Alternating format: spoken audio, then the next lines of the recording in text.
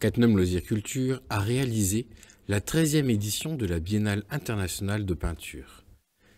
C'est pendant 8 jours que le public a pu apprécier la visite de l'exposition. 8 jours pendant lesquels il y a eu des démonstrations de Liliane Goossens, la marraine de cette édition 2022. Liliane Goossens est une aquarelliste de renom qui demeure à Vilvoorde en Belgique. De par sa profession, designer d'intérieur pour les films et les feuilletons à la télévision flamande VRT, elle a toujours su combiner son travail avec sa passion pour la peinture. En parallèle, le week-end, elle suivait des cours d'art du dessin et de l'aquarelle au Portoel School des Arts de Vilvoorde, où elle a reçu le premier prix. Son art s'affirme aujourd'hui par la technique mouillé sur mouillé, qui demeure une technique difficile à maîtriser. Elle expose ses œuvres mondialement, elle recueille de nombreux prix et elle accepte volontiers de représenter son art en tant qu'invitée d'honneur dans des salons. Elle vient d'ailleurs d'être distinguée par 2 prix au prestigieux concours IWM, International Watercolor Masters. La technique humide, ou mouillé sur mouillé, consiste à peindre à l'aquarelle sur un papier humidifié. Il faut au préalable mouiller le papier aquarelle à l'aide d'un pinceau ou d'une éponge chargée d'eau. Mais elle est plus difficile à contrôler que la technique sèche. Les couleurs se dispersent et les contours sont flous. Ça paraît simple à première vue, mais c'est très technique en réalité. Et en fait, vous ne faites jamais une préparation au crayon auparavant? Non, je dessine jamais. Vous dessinez jamais? Non.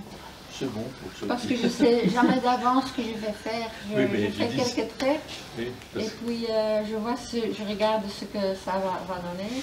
Créativité Mais spontanée. il faut quand même savoir dessiner et avoir quelques notions de la perspective et de la composition, autrement ça va pas. Oui.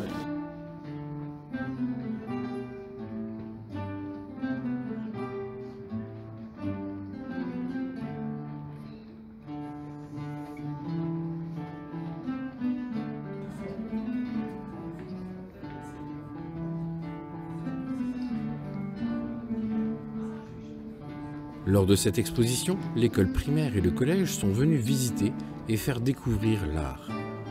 De nombreuses animations par les musiciens, choristes, violonistes et danseuses de CLC ont fait vivre la biennale chaque jour. Comme les versions précédentes, plusieurs tableaux ont été récompensés.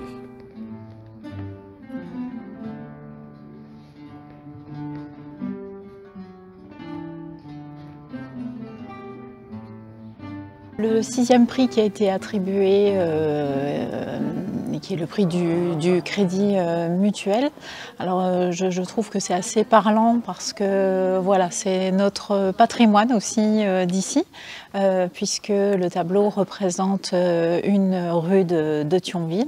Alors c'est vrai que les visiteurs ont pu justement un petit peu avec la photo représenter davantage l'endroit.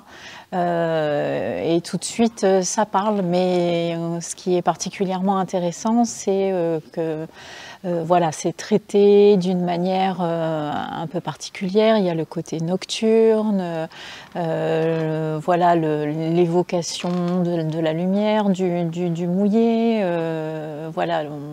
Les personnages avec le parapluie nous indiquent qu'il pleut, même si finalement la pluie n'apparaît pas sur le tableau. Après, bien entendu, l'autre originalité, c'est que ce soit présenté sous forme de diptyque, donc en 2 parties. Et ce tableau offre énormément de douceur, avec voilà, cette teinte majoritaire de cameuilleux de bleu, avec l'ocre qui lui répond très bien, les lumières jaunes et orangées. Et peut-être que ça peut réconcilier certaines personnes avec la ville de Thionville, voilà, qui est parfois qualifiée d'un petit peu triste, etc. Et ici, ça apporte vraiment une touche de douceur qui est vraiment très appréciable.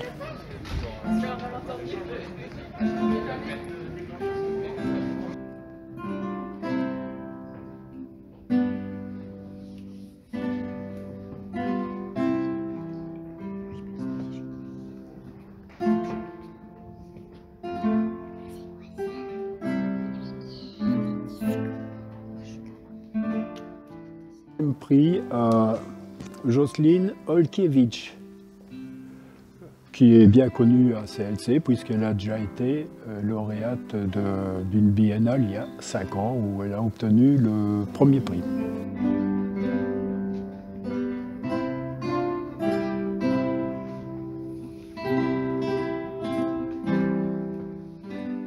Le 4e prix décerné qui est celui du conseil départemental est un pastel de Denis Spirkel qui s'intitule « Le regard du bout du monde ». Justement, on se posait un petit peu la question, est-ce qu'il s'agit d'une petite fille, d'un petit garçon, peu importe. Voilà, on a un visage qui a une histoire. On peut remarquer d'ailleurs un paysage dans les yeux. Et ce prix a particulièrement attiré notre attention par la très grande qualité du travail, du trait, de l'utilisation des couleurs, des tons, comme pour reprendre le terme de l'artiste qui a réalisé ce très beau pastel qui, voilà, dans le regard, nous invite à aller puiser son histoire et puis projeter la nôtre.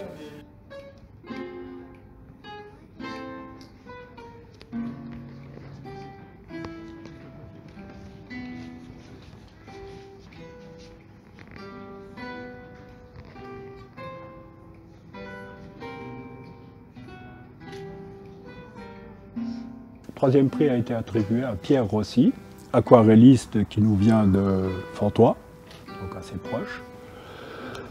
Il utilise la même technique, aquarelle, comme notre invitée d'honneur, Liliane Gossens, c'est-à-dire mouillé sur mouillé.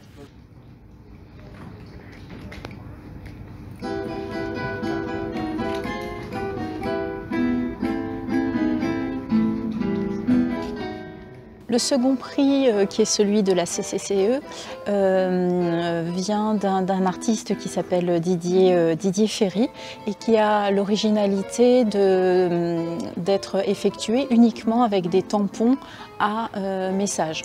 On remarque bien ici, voilà, fragile, save me, j'ai mal, et au secours. Et je trouve ça particulièrement judicieux de la part de l'artiste d'avoir mis le papier aussi qui vient nous accrocher, nous dire voilà, regardez d'un petit peu plus près, parce que c'est vrai que quand on passe un peu plus loin, on pourrait très bien ne pas voir où se trouve le véritable message. C'est-à-dire que oui, il y a cette femme seule, visiblement en souffrance, mais le message n'est pas dans l'image, mais dans la façon dont c'est traité, avec ces tampons superposés et qui invitent vraiment à venir s'approcher vraiment au plus près de l'œuvre.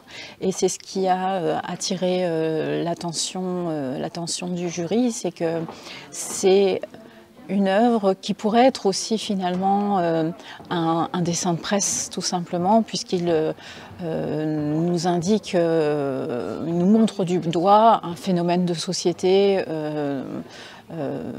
concernant les brutalités faites aux femmes. Alors c'est vrai que quand on le regarde un petit peu plus loin, voilà, les tons ne viennent pas nous happer, mais il faut venir impérativement voir cette œuvre de près parce qu'elle est vraiment très très forte et essayer de voir vraiment quels sont tous les différents messages.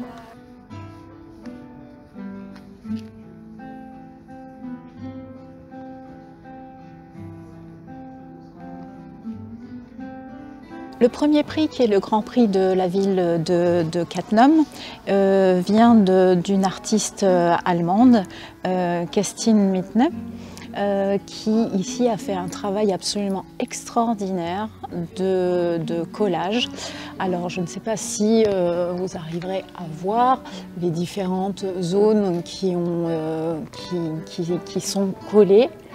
Donc il y a une image de départ et ensuite une reprise dans la peinture de l'image, du motif qui nous plonge dans un univers métallurgique, de construction, de déconstruction aussi, avec les vitres cassées, cette perspective qui est donnée par les rails. Et c'est une œuvre vraiment très forte par sa construction. Donc ce n'est pas seulement un collage, mais c'est un collage qui est véritablement pensé de façon très judicieuse, et la reprise de l'image de départ qui est ensuite soulignée et continuée par la peinture est absolument extraordinaire.